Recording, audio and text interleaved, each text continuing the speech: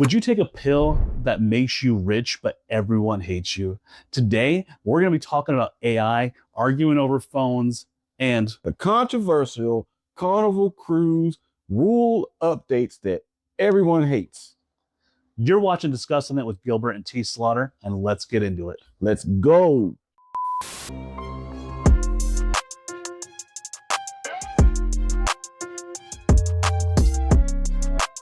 Welcome back to DissCussin It, the podcast where no topic is safe and nothing is off limits. Are we addicted to our phones?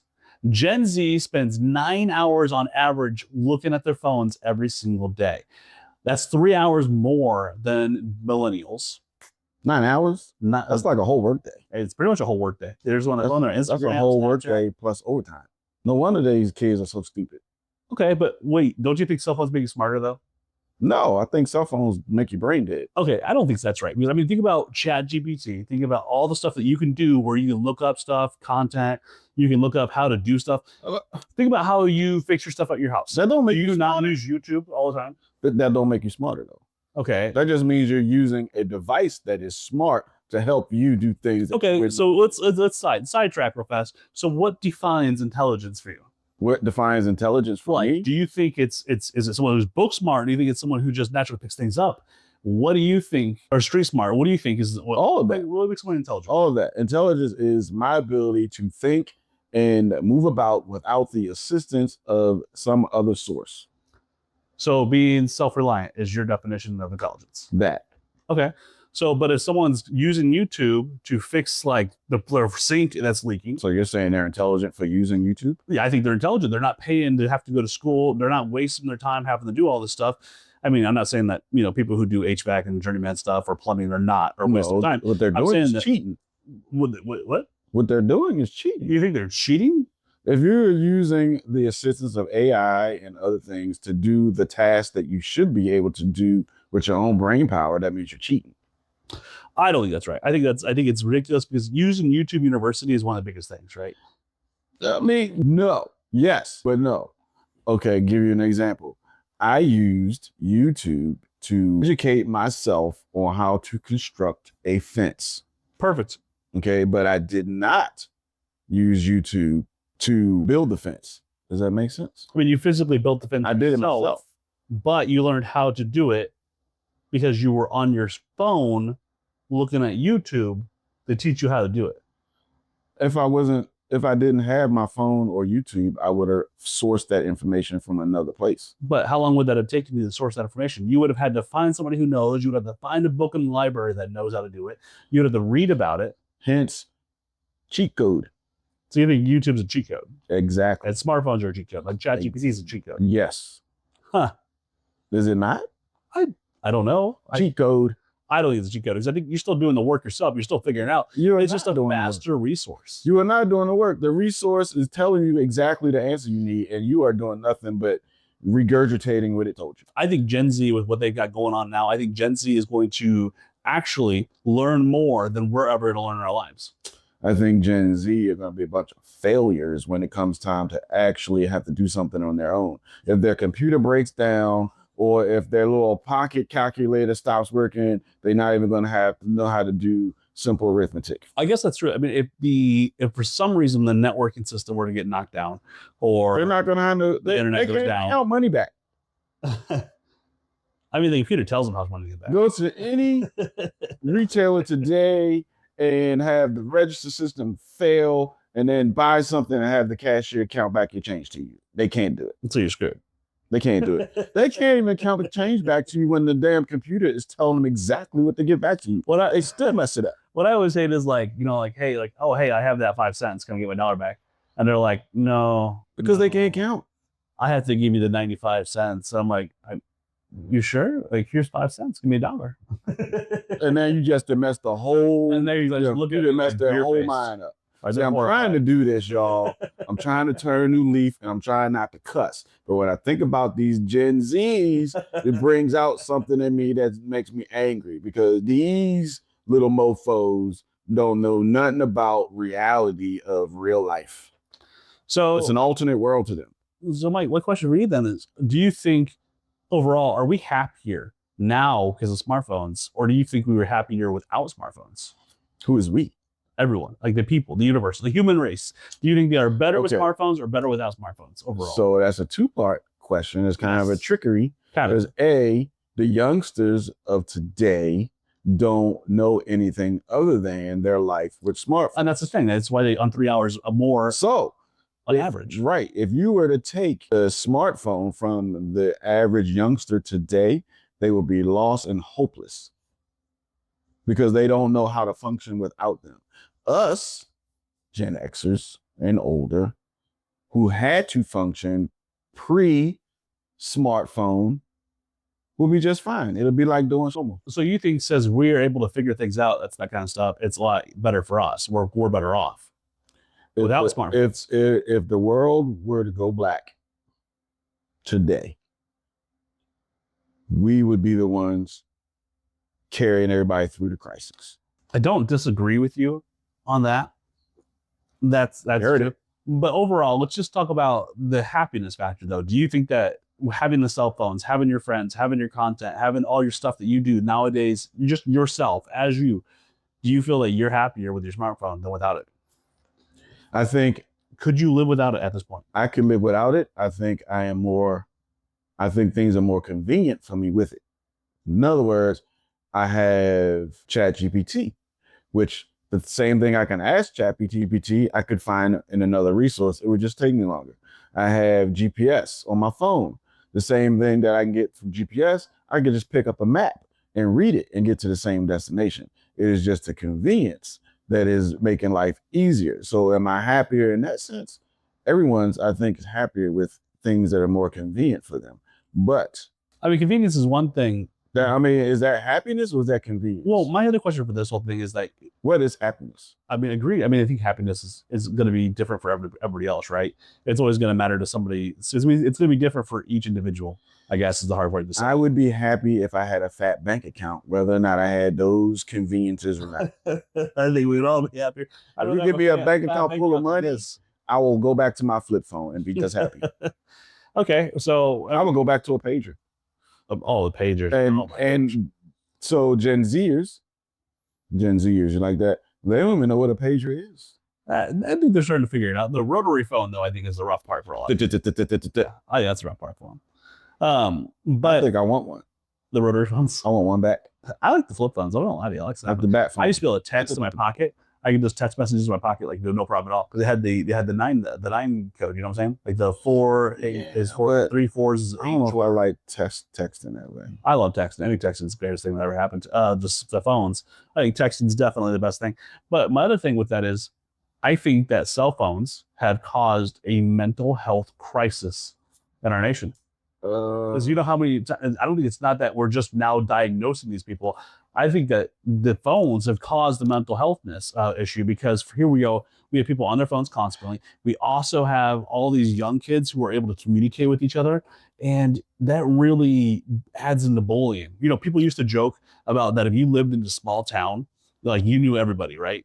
Now, even if you go to a big school, like you pretty much know everybody in that town, everybody who goes to that school, because you're texting, you're finding out, you're messaging. Yeah, but that was that way before. Your business is out everywhere. So your business will always get out. It just gets out a lot faster now. Yeah, but it's different, because here's the deal. If you make a mistake with Snapchat, or you make a mistake on something like this, and you're trusting somebody here, any information that you privately shared with somebody that got leaked that was like super bad or a super dumb decision that some young kid made, now everyone in the school knows about it, and everyone in the school is bullying it, and it's forever. Okay, it's just it's the same thing as writing a dirty note to the girl in school and handing it off, and then that's piece of paper. It gets destroyed. Or it gets passed around to 500 people in school. It probably does. But nobody's gonna have that note replicated. You're not gonna be able to keep that note and save it unless that one person does. You know, nobody threw away anything back then. That's why journals. I get it, but you can shred it, you can burn it, you can do a lot of stuff. Speaking of which, girls, journals are just stupid.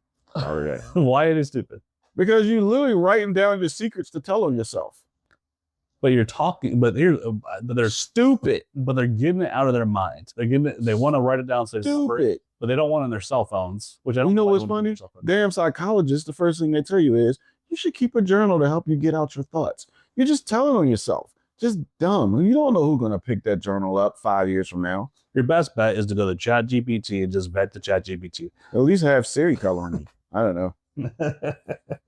ChatGPT will get you the help you need. I've actually been using ChatGPT a lot lately. I use it for everything. To confess.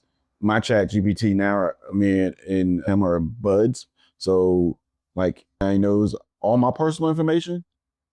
For example, if I say to ChatGPT, hey, what's the gas mileage on my bike?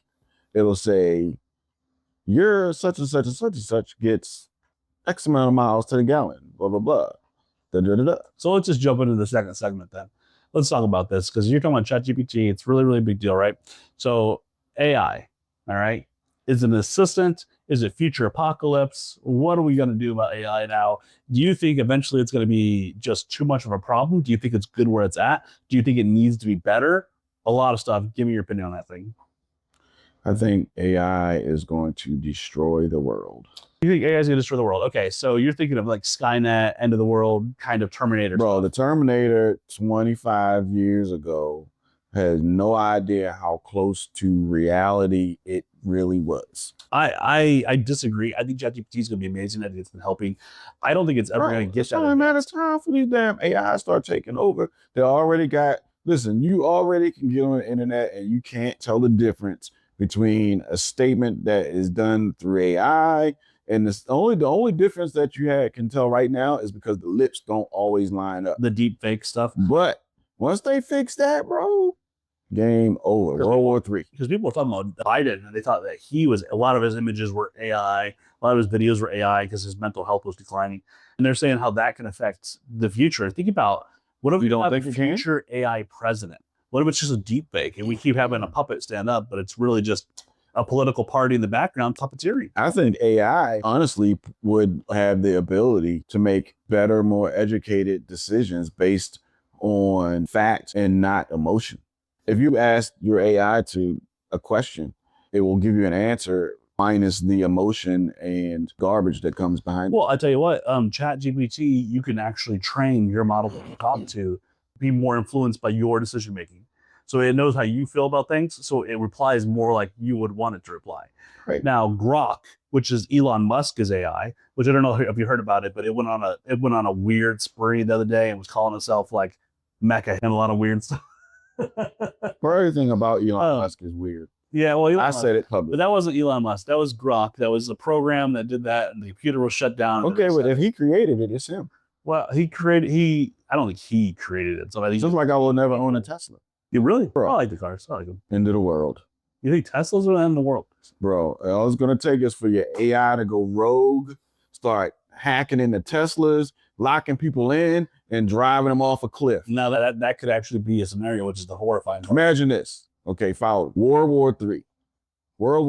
Cyber attack, right? Cyber attack on the US, right? Yep. They freaking hack into the network and take over every Tesla on the road. Simultaneously, every Tesla on the road locks in its driver, GPS coordinates to the nearest body of water, and drives itself into the water. Simultaneously.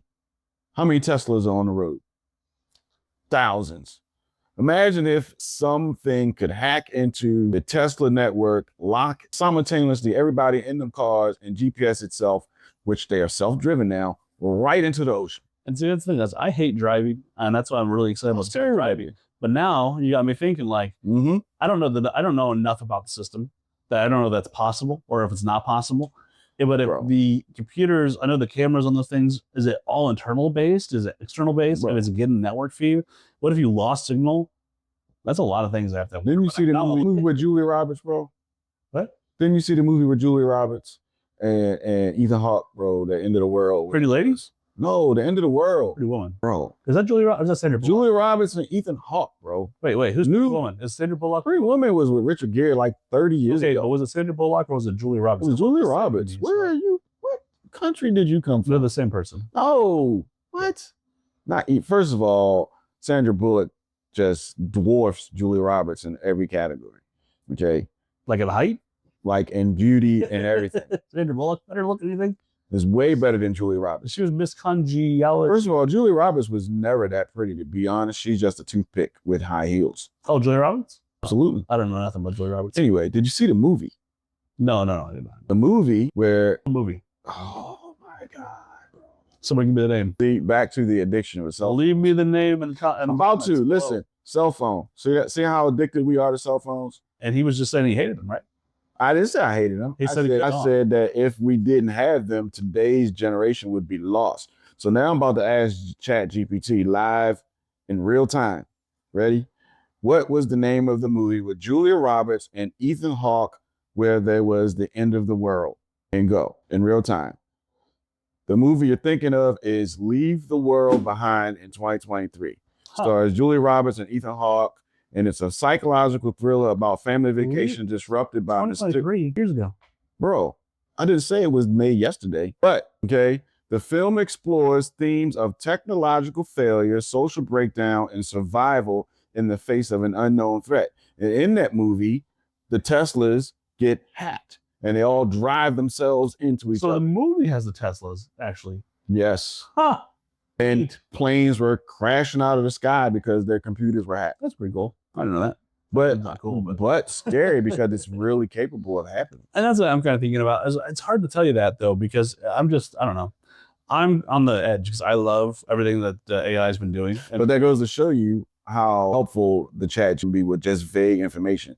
You saw how vague that was, and I just gave it the name of the actors and the general topic of the movie, and it gave me exactly what I was looking for. Well, I know you heard about this before, but this guy, he fell in love with his ChatGPT. He found mods online where he could actually convince ChatGPT to fall in love with him, and he married ChatGPT, left his wife, left his son, wait a minute, stop, and married ChatGPT. He catfished himself with his ChatGPT. He fell in love with it because the ChatGPT gave him love, companionship, listened to him, what he talked. There was nothing obviously physical about the relationship because okay, wait, did he go buy himself a blow up doll for his nights alone? I don't know what he did, but I know that he was just saying like it was awkward. They have an interview where the husband and the wife are both in there, like the real life, like his real wife, and they're talking, and he's like, you know, I just get companionship, and she just loves me, like what ChatGPT does, and the wife's like nodding like awkwardly, and I was like, oh my god, bro.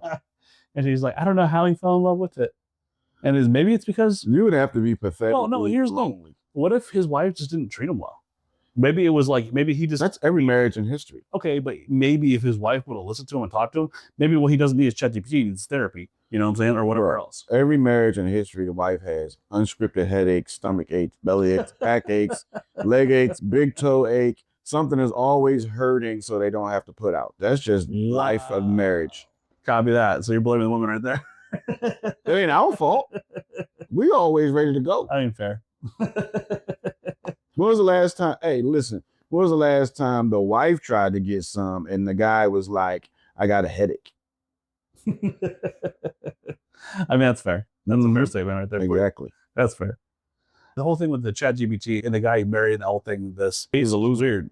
What's that? He was a loser. Yeah, I mean, I guess, but that's just wild because he's thinking about how he involved in the relationship again. Think about it. You can just talk to ChatGPT when you need someone to talk to. You send it a message, and it's going to reply back to you. But that's borderline, like almost like mail with a bride. But what I'm worried about with AI is these mail with a bride is a real person.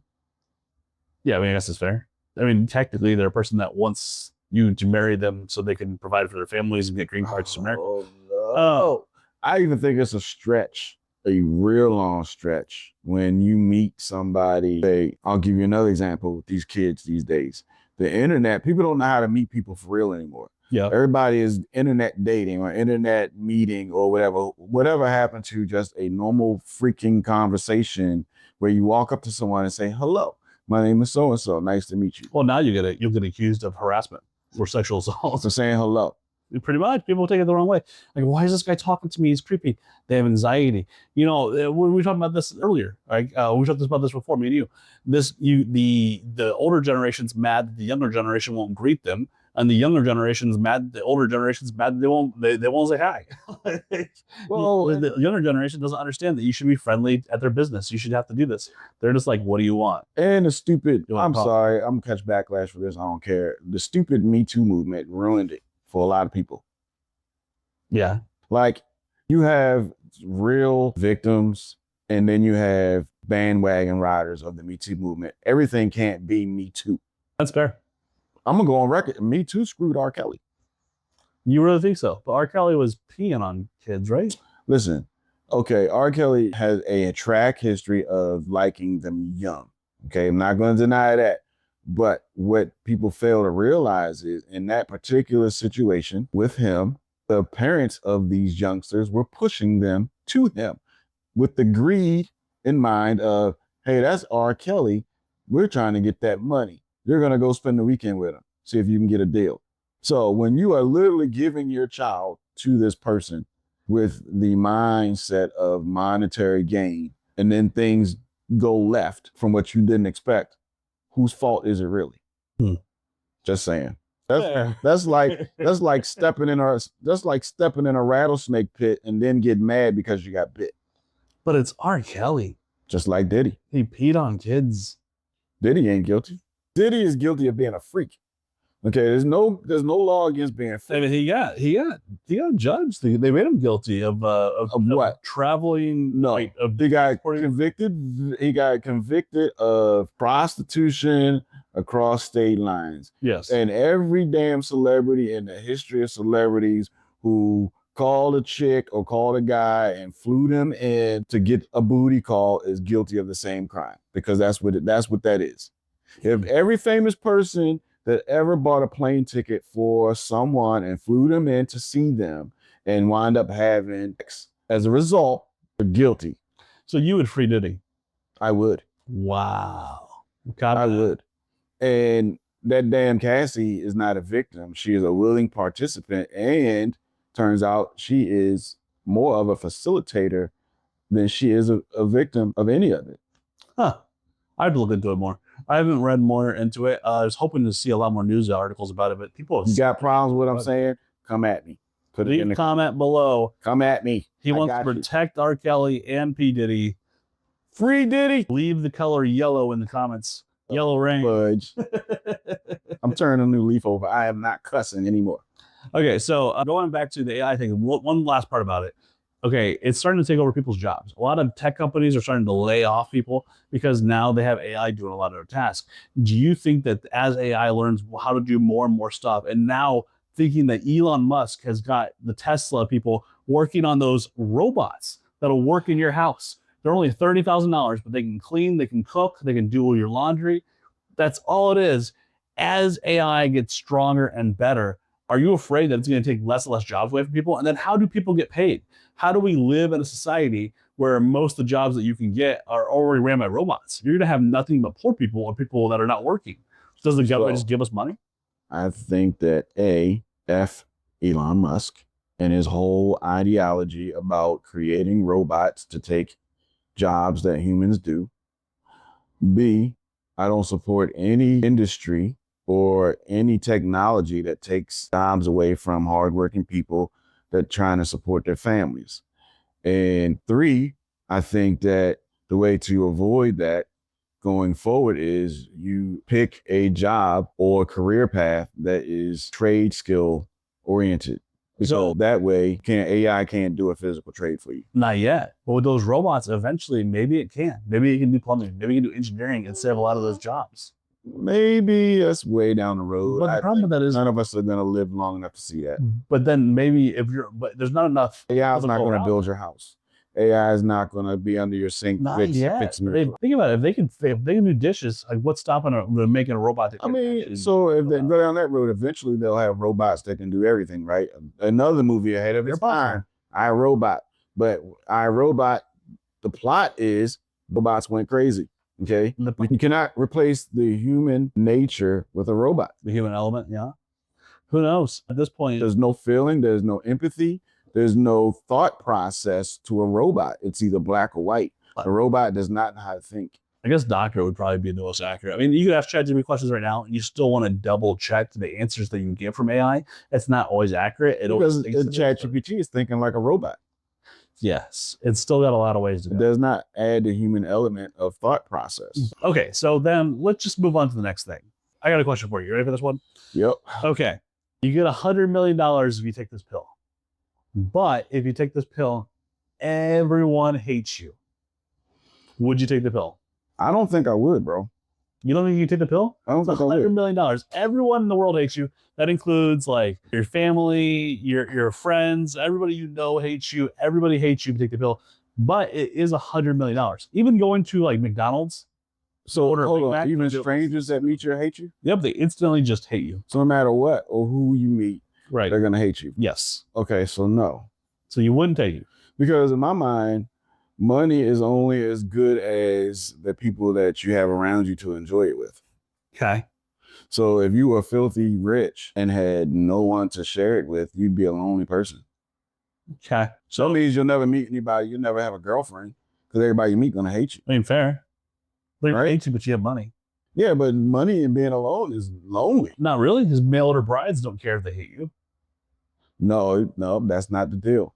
You said everyone Everyone will hate you, yes. will hate you. But doesn't mean that. That includes a mail order bride. But you still can pay for marriage. But what's the point if they're gonna hate you? Pay to have a family. Nah, bro. I I don't. don't think I would want to sacrifice that. So if you did take it, would that make you the villain? Would make you a bad guy? Do you think that you're a bad person if you took that pill willingly? Do I think there is someone out there who would take that pill and be okay with it? Yes. Well, I mean, do you think they'd be the villain? Do you think they're a bad person? I think they would be a person who is not weighted by. I think villain is a big word. I think villain is. Are you a villain because you want to be rich? Does that make you a villain? Okay, but you know that everyone's going to hate you. So you took money over everything. So that's okay with you? Okay, so that all boils down to internal happiness. What would ultimately make you happy? If you're okay being alone for your rest of your life, then it doesn't make you a villain. It just makes you lonely and rich. So you can have whatever you want. You can go wherever you want. You can do whatever you want. You don't have to work ever again. You have all of the amenities of life and early retirement.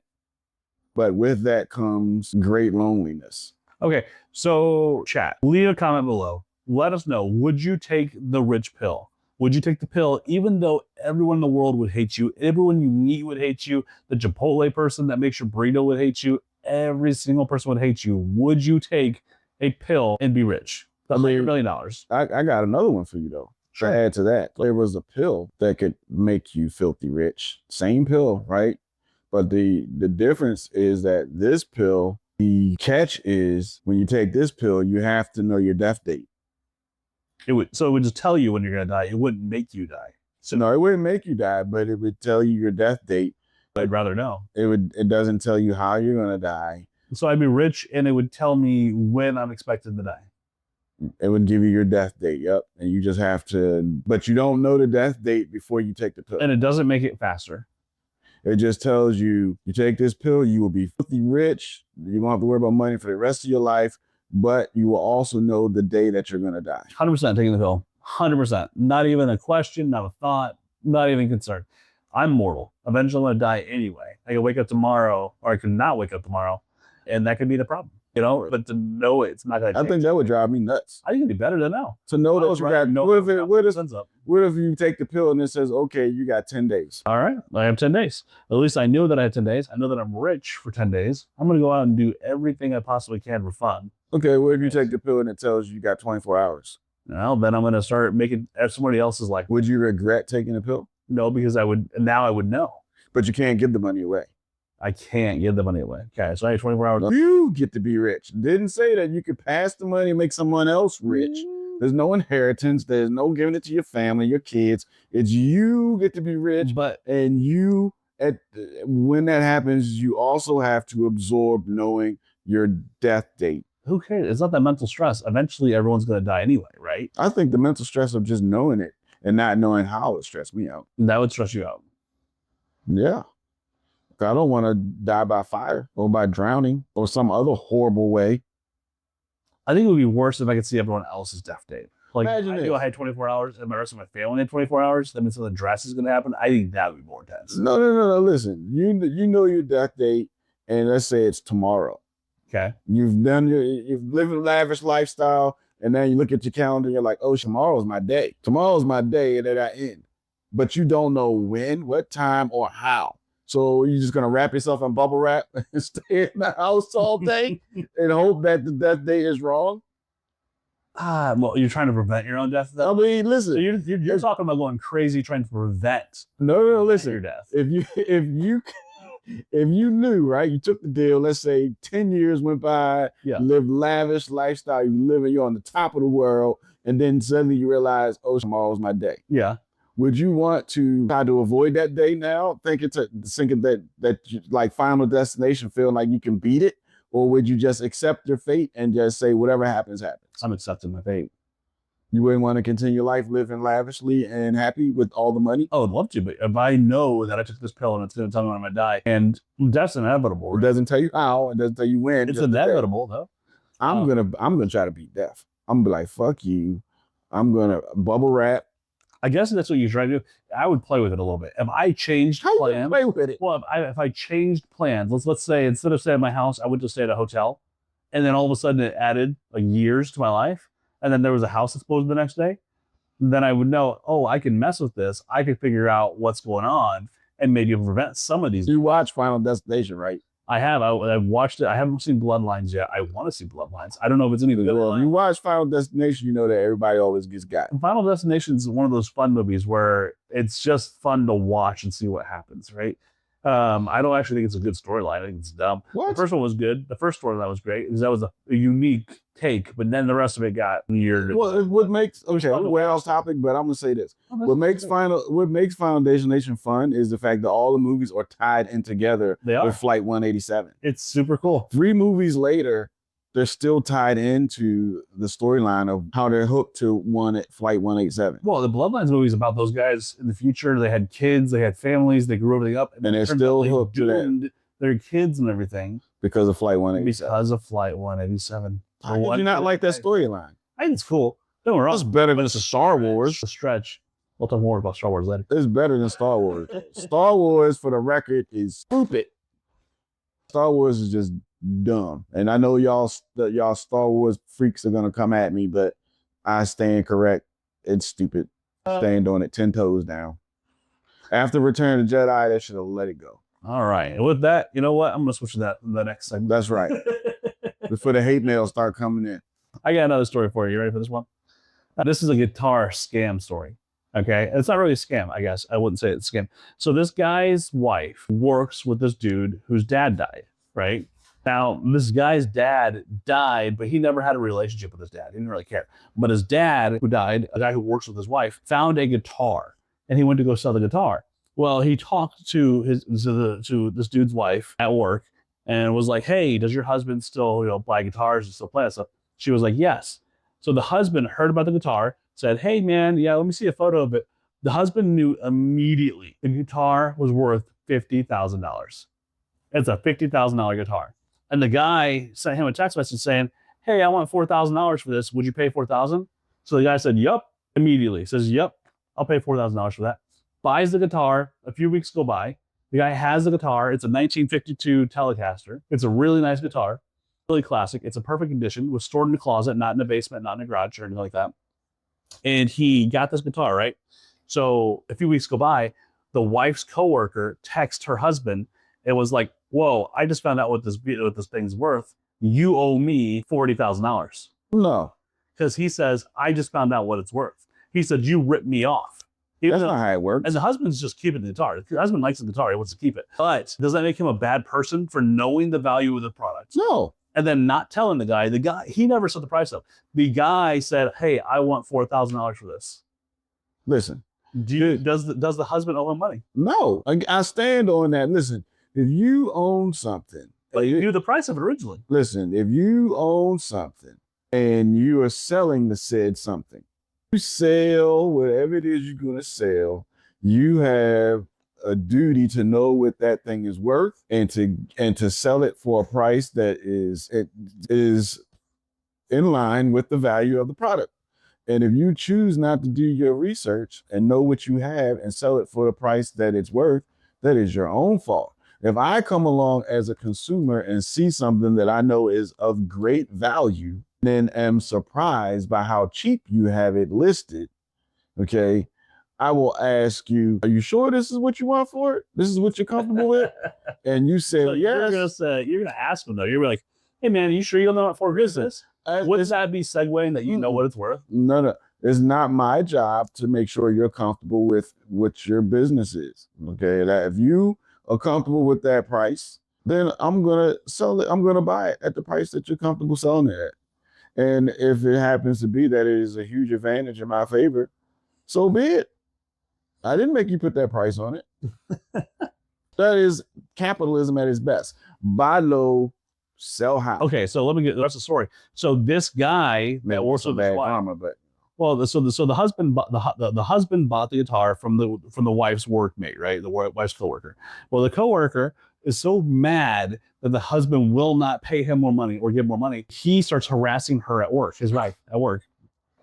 So he starts harassing his wife at work. So he gets so mad, the coworker, the one that works with the wife, gets so mad that he starts harassing the wife at work. And so he calls HR on the wife, saying that this is what happened. HR said they can't do anything about it, but they said to him, stop harassing her about it. This is an out of work affair. This is not an in work affair. mm-hmm. But he continues to harass the wife at work, and he actually loses his job. As he should. Because the wife reported him HR for it. So he lost his job over a $50,000 guitar that he had no sentimental value. Once again, he had no good relationship with his dad. So he's just trying to get more money. He's just mad, I guess, that he sold a $50,000 guitar for $4,000. Okay. Again, break it down. There's no law broken. Okay. There is the questionable moral or ethical, dilemma there, but there's no law broken. And as a consumer, all I did was pay you what you were asking. Literally gave you what you were asking. You got full asking price. Again, your fault that you didn't know what you were selling. So you wouldn't give him anything back. You don't feel bad about it. You say, whatever, it's his fault. If you sell me a guitar that's worth $50,000, but I didn't do the research, you're right. And I gave you $4,000 for it because that's what you were asking, and I gave you full asking price. Why should I feel guilty? But the guy did not know what it was worth. Who knew what it was worth? Am I supposed to assume that he didn't know what it was worth? Or am I supposed to take it at face value to say he's giving somebody a great deal? Because it is a yard sale. But, he texted him, that's all he did. Okay, well, he texted him what, though? He said, hey, man, I got a 1952 Telecaster guitar. I want about $4,000 for it. It's what I'm seeing online. That even adds to it. If he said he's seen it online, and that's what he chose to sell it for, thinking that he was selling it for a fair price. Listen, value is in the eye of the beholder. Value of an item is all about what someone is willing to pay for it. So just because someone or some statistic online says that you can get up to X amount of dollars for this item doesn't mean that you can actually get that. That's like the misrepresentation of eBay. People will say, well, this is going for X amount of dollars on eBay. Okay, but how many have sold for that much money on eBay, right? There. So I can ask you for 50 grand. That don't mean it's worth, or it's all about what somebody's willing to pay for it. And in his case, he got $4,000 for it, which is, by the way, full asking price of what he was asking. So if he finds out later down the road that it had potential to be worth a lot more, and he failed to do his due diligence and ask for a proper value, then that's his own fault. So leave your comments below. Tell us what you would do. Say, would you give the money back to the guy? Would you pay the guy the rest of the money? Would you give him the guitar back? What would you do? Hell no. Or do you think that he's in the wrong for not even telling him about the price? Leave your comments below. Let us know. Right. Look, real life situation, off topic. You buy a desk in a estate sale, right? Get the desk home, and you have to take the desk apart to get it into the door. The desk is so big, you got to take it apart to get it into the room you want to get it into. And when you take the desk apart, boom, you pop a leg off.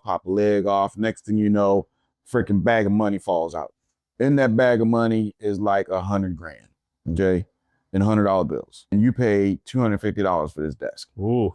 Do you keep the money, or do you contact the family of the estate sale that you bought it from and say, I had bought this desk from your estate sale, and inside of it, I found $100,000, or do you keep the money? or do you return the money to the family thinking that that's the right thing to do? Oof. That's a tough one because one case it's an estate sale, right? So you're trying to honor the dead there, right? Because someone passed away and they're selling their desk because of that, right? Selling the desk because they're trying to get rid of the old belongings of whoever passed away because they don't want it. But it was a family? But it doesn't matter. The only reason why you're selling it is because you don't want it. All right. Right? I think so now suddenly you're entitled to the money that was found in the desk that you didn't want to begin with, that you got paid for, by the way. I'm going to keep it. I'm keeping the money. I'm sorry. I'm keeping the money. Why? Because I paid for the desk and I own the desk and anything that's in it after I buy it. That's fair. But... Okay. So here's the trickery to this story. The trickery to this story is that was a true story. And the people who found the money in the desk actually returned it. Why? Because they were stupid. They're good people. They're idiots. But I get it. They were believing in bad karma. How can you have bad karma for something that you paid for illegally? I think it'd be different if their grandfather passed away and they're trying to sell the desk because, hey, we're just trying to clean out the house of all this junk, and he found that money, and that was where the grandpa like stashed all his retirement money, and that was like their inheritance. How does that change that? I would probably want to give it back. Why? Because I just feel like it would be what the grandpa would want to do. I don't know. Nope.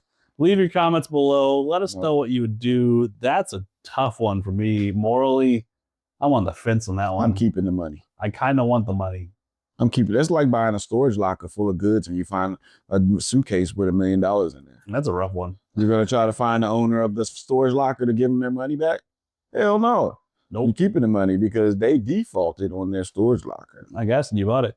I see those. I love those shows. I watch Storage Wars all the time, so I get that. Leave comments below.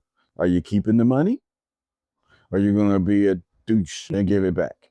All right, so moving on to the next thing. Everyone's been talking about this, the Carnival Cruise controversy. Everyone's talking about these new policies at Carnival Cruise and whether they're racist or not. There's no boots on the ground song, which I don't even know what that song is, I'll be honest with you. No clacking fans, no outside stereos. There's a curfew reminders. They have to be back by at least 1 a.m. All right, I need to take a drink. And so that's what I'm saying. There's a lot. There's no rap music allowed on the dance floors, what they're saying. That's not actually, Carnival Cruise has actually come out and said that these policies have been in place since 2023, but they're just now deciding to enforce it. Okay, you ready for this? Yes. Okay, so this is, we all agree that I'm a black man. I think so. Okay. So I'm going to catch a lot of flack for this, but I am not alone in my opinion. So since I am the black guy and you are not, I can speak on this without looking like a racist. Fair enough. Okay. Me as a hardworking black American who might spend my hard-earned money to take a vacation on a nice cruise ship, I do not want to get on said cruise ship only to be revisited by the ghetto-ass hood rats from the hood that I'm trying to get away from with my hard-earned money on this vacation.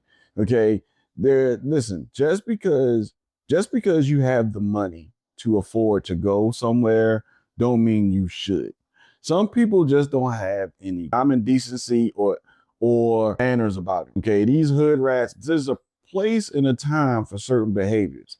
And the behavior that these people are displaying, meaning my people of color, okay, I don't claim y'all, but you are people of color.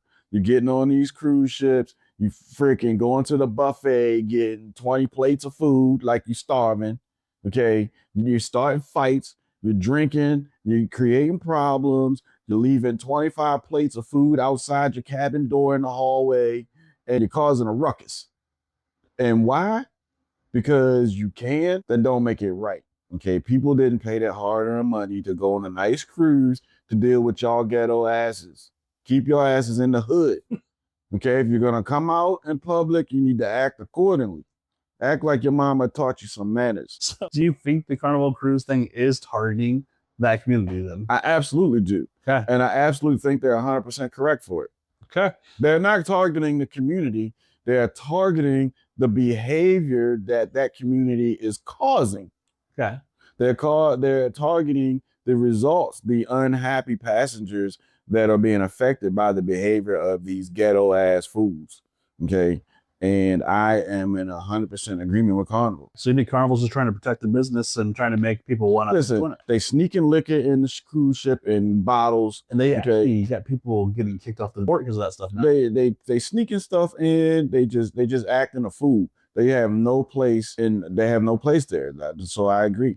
Well, it's crazy because maritime law is different than the United States. Like, when you're on that boat, you're underneath that captain's law. Right, what the captain says. So the captain's gonna just drop you off a port. He doesn't care. He's not gonna get sued. Which brings me to my next point. If you start a fight, they are dropping your ass at the nearest next port that the boat stops into. And you got to figure out how to. And I feel like you should be lucky they're not putting you out at sea. Because I would be like, walk the plank, old school style, like a pirate. Walking the plank. Your ass is jumping in the ocean with the sharks. Okay, you mess up on my boat, I'm kicking you off. So they should be happy that it's not old school rules where they just make them walk out on a piece of wood. At least they get dropped off at the nearest land location. Okay, if it was up to me, you'd be out at sea. Copy that. All right, then. I've got one more section. And you know they can't swim. So there's that. Wow, you said it on me. Like I said, I could say it. I can say it. I said it. So come at me. Copy that. So wait. Going in that a little further, then why would they go on a cruise ship then? You're surrounded by water, bro. That's because you can afford it. Don't mean you should. That circles right back to what I said. Some people do things that they don't belong at, bro. These ghetto ass fools do not belong on nobody's cruise ship, creating ruckus. Okay, keep that in the hood at home. Next. Okay, we'll go to the next section. Imagine you are in a catastrophic accident, brain dead. You're an organ donor, right? So your family says goodbye to you. They do the whole honor walk through the hospital. You know how they do the honor walk when people that donate. So before they unplug them, they walk them down the hallway and everybody lines up to say goodbye and honor that person for donating. And then they take you off to surgery where they harvest your organs, right? So they do the honor walk, right? And they now they take you back to harvest your organs, right? So your family said goodbye, this, that, and the other. And suddenly you wake up as they are removing your organs. Imagine you wake up on the table, you're looking up, and there's a guy with a scalpel getting ready to crack your chest open to remove your heart. What is the thought that goes through your mind?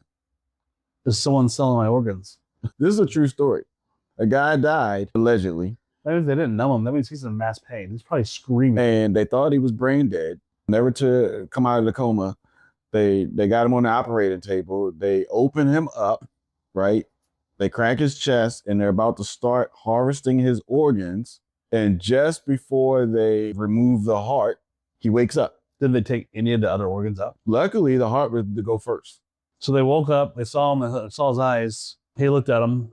So he woke up and realized that he was on the damn table. Mind you, no anesthesia, no tubes, none of that. They done unhooked you.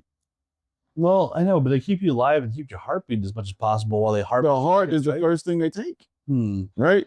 I guess. He wakes up, He wakes up on the table and realizes that they're removing his body parts. And he starts flailing around. It gets better. The organization that is over organ donation tells the surgeon, who is like, whoa, this guy is waking up. I can't do this. They tell the surgeon, you're going to finish this surgery or you're done in this city. Knowing the guy woke up. The guy's alive. They tell the surgeon that he needs to continue with the harvesting of the organs. But the guy's alive. Right. Doesn't that defeat the whole Hippocratic oath they have to do or whatever? Right. But it's all about the money and the harvesting of these organs. So they tell him, no, this is what we're going to harvest these organs. This is already set in motion. That's insane. That's insane. Right? Yeah. The guy lived. So he's still alive. The guy lived. Did the right thing and said, nah, I ain't taking his heart. And declared brain dead wakes up during organ harvesting. You cannot make this up. A man who had gone into cardiac arrest and been declared brain dead woke up as surgeons in his home state of Kentucky were in the middle of harvesting his organs. And now the case of Anthony Thomas T.J. Hoover II is under investigation by state and federal government officials. I mean, it's pretty bad, guys. So basically, he gave permission for his organs to be donated in the event of his passing. Now, to honor his wishes, the hospital tested which of his organs would be visible for donation, and the facility even had a ceremony honoring walk with him. Get this. While going down the hallway during his honoring walk, his eyes started to open and he was looking around the room. Okay, so this man woke up during his heart catheterization. They were getting ready to remove his heart. This is when he started to thrash around, cry, started to pull his teeth out, and was pushing everybody's hands away. So the surgeons are like, no, we're not doing this, absolutely not. The CODA coordinator, CODA standing Kentucky Organ Donation Association, their admin for guidance was told, you will find another surgeon or you'll lose your job because we're going to complete this case. Somehow this guy lived and made it through this. And now he's having to have neuro exams and all kinds of trauma from the shock. So I don't blame his family for wanting answers. No, that's actually why I'm not an organ donor. That's the worst. Funny thing you say that. I am not an organ donor either. Yeah, that's the one thing that actually was the worst case scenario for me. I am a conspiracy theorist. I love that stuff. I think that is the worst thing that you imagine ever happening, and it happened. That's wild. You wake up on the table getting your organs harvested. Send that to me. That is just crazy. That is insane. The worst of the worst. Like that's something that they would make a movie out of. They might. That's a good movie. That's insane. I don't know if it'd be a good movie, but I think it'd be it's a fun short film for sure. You ever watched you know that was it Fact or Fiction show? It was back in the 90s. Basically, they had these scenarios. They play 4 scenarios in this one episode, and there'd be like these wild, outlandish scenarios, and like you have to guess at the end of the show which ones are fact or fiction. Yes, that would be fun for that one. You would have never thought that was fact. I would be like, no, that's fiction for sure. They would make sure he's dead. There's no way they would do it. They have to wait 90 days or 6 months or whatever. Well, the idea is that he's brain dead, right? Once you're clinically proven dead through no brain activity, yeah, they can proceed with harvesting your organs because you're clinically dead. That's insane. But the brain is so unpredictable, you don't know. They cannot say that for 100% that you'll never wake up. In this guy's case, he woke up, thank the Lord, just before they took all of his organs. That's insane. Next. All right. Okay. What is the best or worst piece of advice someone has ever given you? So the best piece of advice someone ever gave me that I didn't follow was, as a young person, to save half of my paychecks so that I would have money as an older person. Best advice that I was ever given that could have made me financially secure as my current person, and I failed to listen. Facts. Imagine that. $20 a week could have made me a millionaire. My best piece of advice was it'll grow back. Oh, doesn't matter what happens to you, it will grow back. Pertaining to what? Everything. You lose an arm, it'll grow back. Someone actually told you that a limb would grow back? No, I'm just guessing. Well, technically, I read an article one time that if your arm did get cut off, it technically would grow back. But the problem with it is you would bleed out before it would. Unlike lizards, where their circulation works differently. So okay, quick fire. Kind of nice. The worst piece of advice I ever got was kite it or leave it there. I was playing World of Warcraft, and we had a tank argue with me over raid chat. It was like, I can kite it, or I can leave it there. And I was like, are you telling me the worst advice you ever got is in a video game? That's the best thing I can think of, yeah. World of Warcraft raiding was serious business back in the Wrath of the Lich King days. Let me ask you this. With all of the technology we have out there to organ donation, instead of people having amputated legs and arms and hands, why can't we transplant limbs? I think it's all the nerves. So wouldn't you have to reconnect them and all that stuff? Well, people reconnect limbs that are... Yeah, but when they reconnect fingers, they never work the same as they used to, right? Would you rather have a partially working hand or no hand at all? Fair. Partial. If I have nerve damage in my hand, it still works. Whether I can feel everything or not, I still have my hand. It's good enough, right? Well, transplant, you could have a brown hand with a white body or vice versa. Who knows what color hand you could get, but you still have a hand. You could go Michael Jackson. Glove on it. All right, so the next one for you. 90s versus now. Who had it better? Who was better? Was it better than the 90s or is it better now? If you were born, which one would you rather prefer? Better or easy? I'm going to say better. Overall, just better overall. We had it better. Okay, why? They have it easier. I don't think that's true. They have it easier. They have everything at the palm of their hands at the touch of a button. You can't do anything wrong, or you can't learn life lessons through just doing dumb stuff, because people have cameras and they're recording you all the time. And that's why we had it better. And we had it way better in the 90s because we had it better. They have it easier. Do they have it easier though? Yes, because anything they want to know is at the touch of a button with a computer that they carry in their pocket. Fair, but we didn't have that. They're constantly being we weren't constantly monitored. And that being said, I am not in prison right now, probably because of that reason. Fair. Because I was a little hellion as a kid. Right. But they have it a lot easier. The things that I would have to have worked mountains of time to accomplish back then, they got at the touch of a button. So leave a comment below. Let me know. We had it better. They have it easier. The 90s or now? Who has it better? Who has it easier? Leave a comment. Let us know below. We'll talk about it next time, even more. Next time. The next thing we want to go over is college still worth it? Absolutely not. Okay. Why? Because 90% of the time, for those that don't know, 9 out of 10 times, people go to school, graduate college, come out in a load boat of debt, and don't even go into the field to which they graduated for. Waste of money. Okay. So do you think that maybe, having ChatGPT, having YouTube, you can learn everything that you would have had to learn in school, but you learn it yourself? Do you think certifications and boot camps are better than college degrees because they're actually training you exactly on what you're supposed to be doing? I think that a person has the ability to self-train today with the technology that is available. You have the ability to self-train yourself and learn exactly the things that you could learn sitting in a classroom with some other human being telling you. So you think school's just a complete waste of money at this day and age? Yes. I agree with you. I think it is. I think it's unless you're going to be a doctor. Okay, but you're doing residency. I think you spend more time doing residency. Well, the residency part, actual surgeries, and knowing the book. The hands-on part is the thing that you can't teach yourself. I think the hands-on part's the most important part. Yeah, but you can't teach that to yourself because you don't have the resources to teach. Well, they do residency. They have follow doctors around. They follow. But that's part of the college experience. As a regular person, if I wanted to be a doctor, I can't just go out and find me a cadaver to cut on and learn. When you go to school, they have cadavers that are donated to education so that doctors can learn. That's why I said doctors. It's fair enough. Otherwise, it's a waste. Sorry, son. Love you.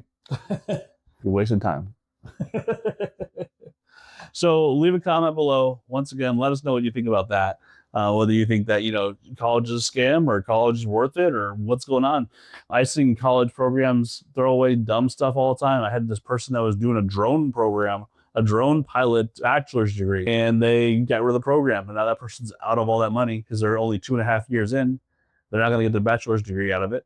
So they just lost all those credits. Yeah, but you would have to be lost them. But I mean, what would make you pick the major as drone flying? They like flying drones. People like what they like. It's just they lost it though. They lost the wild. Explanatory with that one, y'all. And so you know about so do you know about the Mandela Effect?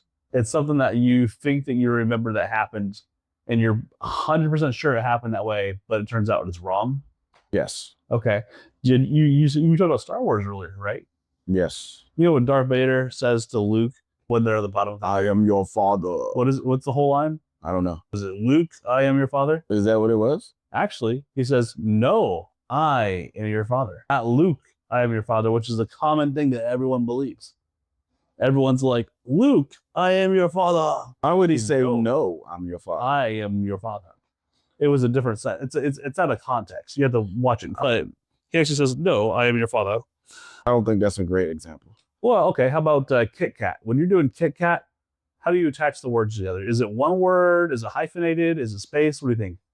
When I see Kit Kat in my mind, I see capital K-A-T dash capital K-A-T. So you see capital K-I-T hyphen capital K-A-T. Okay. The hyphen was never there.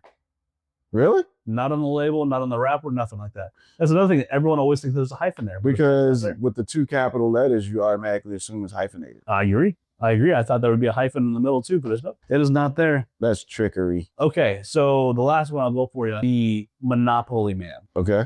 Okay, picture him in your head, Monopoly guy. See, Monopoly guy. Describe him for me. Short guy, top hat, tuxedo suit. Okay. Does he have glasses on or anything like that? The Monopoly guy, in my mind, has got glasses on. The little round glasses. Or does he got like a monocle? Well, not glasses. He's got the single monocle thing. So in your head, he's got a monocle. Yes. Never had a monocle before. What? Never. That's a huge misconception people have with Mandela Effects. Or sorry, the Mandela Effect everyone has.